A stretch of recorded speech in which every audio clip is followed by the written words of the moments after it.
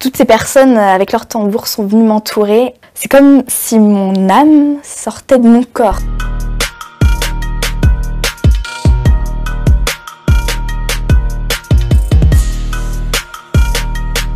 Bonjour, je suis Ornelia et je vais vous raconter comment j'ai osé Jésus. Tout a commencé justement dès le plus jeune âge. En fait, je recherchais mon identité. J'ai grandi sans père biologique. Mon père biologique n'a pas été présent dans ma vie, ce qui fait que je recherchais mes origines, mon identité, le côté paternel. Mais à un moment, quand j'ai commencé l'adolescence, vers mes 13-14 ans, j'ai rencontré une personne qui m'a fait rencontrer un autre groupe de personnes qui m'ont fait tomber dans un trip un peu hippie, on va dire. On adore la création et non le créateur. Voilà, Dieu n'est pas du tout dans cette affaire, c'est-à-dire que tout est basé sur de la musique, de l'art, la nature, tout ça. On adore tout plein de choses, mais il n'est pas question de Dieu. Ce qui fait que j'ai été prise comme dans une spirale infernale. Même le côté paternel qui me manquait, je l'avais oublié parce que je compensais le manque par tous ces petits délires que j'aimais bien.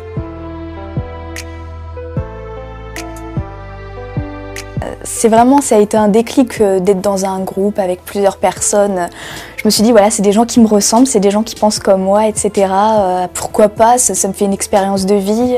On fait des festivals, beaucoup de festivals, parce que les hippies, c'est un peu comme ça, festival, musique, on prend la route, on est très proche de la nature. Parler à un arbre, c'est quelque chose de complètement normal. Ça paraît loufoque, hein, mais c'est complètement normal. Et quand on est dans ce délire-là, ça prend une tournure vraiment spéciale. C'est là où j'appelle ça la spirale infernale. Donc il y a de la drogue.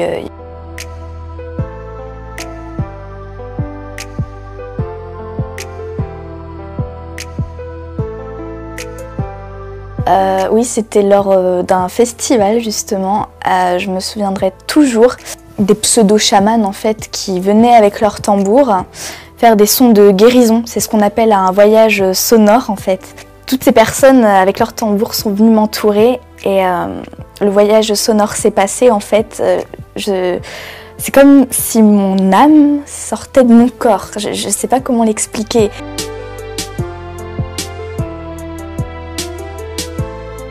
Ma mère m'a comme forcée à passer des vacances chez des amis chrétiens en Île-de-France pour que je puisse passer plein de temps avec la jeunesse chrétienne. Et donc nous sommes allés dans une église.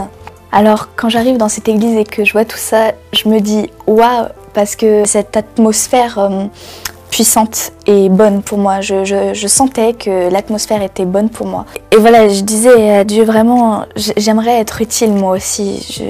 J'aime pas être là, assise, écouter ce que le pasteur a à dire à l'église et ne pas faire quelque chose pour toi Seigneur. Et à ce moment-là, j'ai reçu dans mon cœur une parole. Tu es utile ma fille, je t'aime, tu es précieuse et t'inquiète pas, ton passé est passé mais tu vas vivre de grandes choses, c'est que le début. Je me suis dit pourquoi je reçois ça, pourquoi maintenant? La voix, j'ai entendu une voix mais elle résonnait dans mon cœur aussi. Elle était audible mais elle me faisait tellement du bien que ça résonnait dans mon cœur.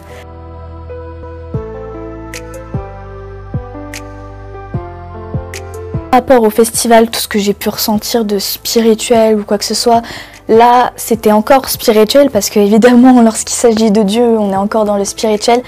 Mais là, dans cette église, bon, déjà il y a le fait qu'on loue Dieu, tout ça. Au-delà de l'atmosphère, j'ai ressenti une paix. Mais pas une paix dans le sens « Waouh, c'est génial autour de moi, tout est bien ». Non, c'était une paix, tout se passe à l'intérieur. C'est une paix intérieure qu'on ne retrouve pas dans le yoga, qu'on ne retrouve pas dans tous les délires que j'ai pu faire, même sans prendre de drogue. C'est une paix qu'on ne peut pas expérimenter sauf si on la demande en fait. Les personnes avec qui j'étais avant, il y a certaines personnes, oui, qui ont osé Jésus avec moi. Pas tout le monde, mais il y en a qui viennent à Dieu au fur et à mesure. Ils sont très intrigués, mais c'est normal parce que de base, ils recherchaient quelque chose de spirituel, quelque chose de parfait. Et la solution, c'est Jésus. Parce que la nature est certes créée par Dieu, mais on ne passe pas par la nature pour atteindre le spirituel qui est Dieu. On passe par Jésus. Il est marqué dans la parole qu'il est le chemin, la vie et la vérité et qu'on doit passer par Jésus pour atteindre le Père.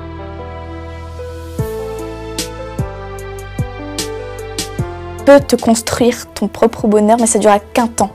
C'est charnel, en plus on fait tout avec tout ce qui est matériel, les pierres, tout ça. Non, la paix, je crois que ça va bien au-delà de ça. Et bien au-delà de ça, c'est vraiment Jésus. Parce que Jésus, il est ineffable en fait, c'est le tout. C'est vous ce que vous appelez l'univers. L'univers, il fera rien de plus. C'est Jésus qui a tout porté, qui a tout donné, qui nous a sauvés. C'est lui, c'est le chemin, la vie et la vérité. Et moi, je dis aujourd'hui que c'est mon chemin, ma vie et ma vérité. Vous sentez un soutien. Vous sentez que votre vie n'est pas une vie normale. Vous sentez que vous êtes porté. C'est gratuit. Il ne vous demande rien. Il vous demande juste d'ouvrir votre cœur et d'oser croire en lui. Osez croire. On ne demande ni d'argent. On vous demande pas une souffrance particulière. On vous dit faites confiance et croyez. Essayez. Vous n'avez rien à perdre. Essayez. J'ai essayé. Ça fait plus de 20 ans que je suis dedans. Et je ne repartirai pour rien au monde. Aucun milliard au monde ne me fera changer d'avis et me séparer de lui. Impossible. Donc, osez Jésus avant qu'il soit trop tard. Osez. Ne le faites pas demain. Faites-le maintenant. Et quand la fin de votre vie arrivera, parce qu'elle arrivera pour tout le monde, pour moi et pour les personnes qui me regardent, ou même pour les personnes qui sont derrière cette caméra, au moins vous serez sûr que vous partez avec celui qui vous a donné une nouvelle vie. Cette vie peut commencer maintenant, dès que vous l'acceptez, et cette vie continuera après que la mort soit venue. La mort n'est qu'un passage pour une autre vie beaucoup plus belle. Mais vous avez la possibilité d'oser cette nouvelle vie maintenant, tout de suite. Faites-le maintenant, tout de suite. N'attendez pas demain, ni après-demain. Faites-le maintenant, tout de suite. Prenez 1 minute et faites-le. Je vous en prie, vous ne serez pas déçus. Après avoir écouté ce message, si vous avez décidé de donner votre vie au Seigneur Jésus-Christ, faites cette prière avec l'homme de Dieu. Mon Dieu, je viens devant toi, tel que je suis. Je confesse Jésus-Christ comme mon Sauveur et mon Seigneur.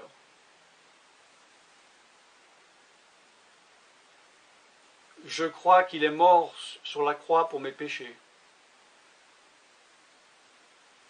qu'il a porté ma condamnation, il a porté mes péchés et mes maladies, que Jésus-Christ est le Roi des rois et le Seigneur des seigneurs, qu'il est le Fils de Dieu, qu'il est maintenant ressuscité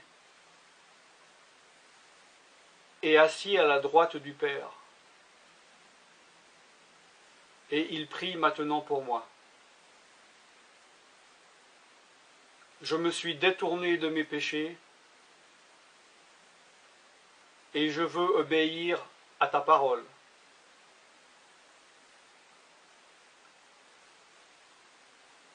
Je viens à toi en te demandant, mon Dieu, de me donner ton Esprit Saint.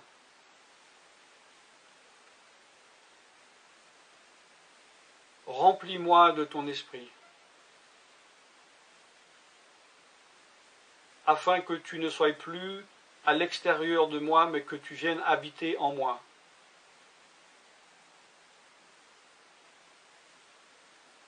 Et que je devienne ton temple. Esprit de Dieu, viens habiter en moi. Purifie-moi, lave-moi, sanctifie-moi, rends-moi pur, transforme-moi à l'image de Dieu. Je te remercie car je crois que tu m'as donné ton esprit, car tu ne mens pas. Et tu as dit dans ta parole que tu donnes à celui qui te demande. Je fais cette prière au nom de Jésus-Christ. Amen.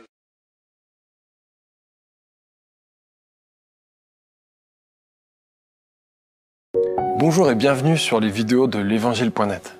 Est-ce que vous vous êtes déjà demandé si Dieu existait et si on pouvait trouver des réponses dans les livres sacrés comme la Bible par exemple? Eh bien, vous êtes tombé au bon endroit puisque l'évangile.net, c'est justement une plateforme interactive qui vous permet de découvrir par vous-même ce qu'est la foi chrétienne.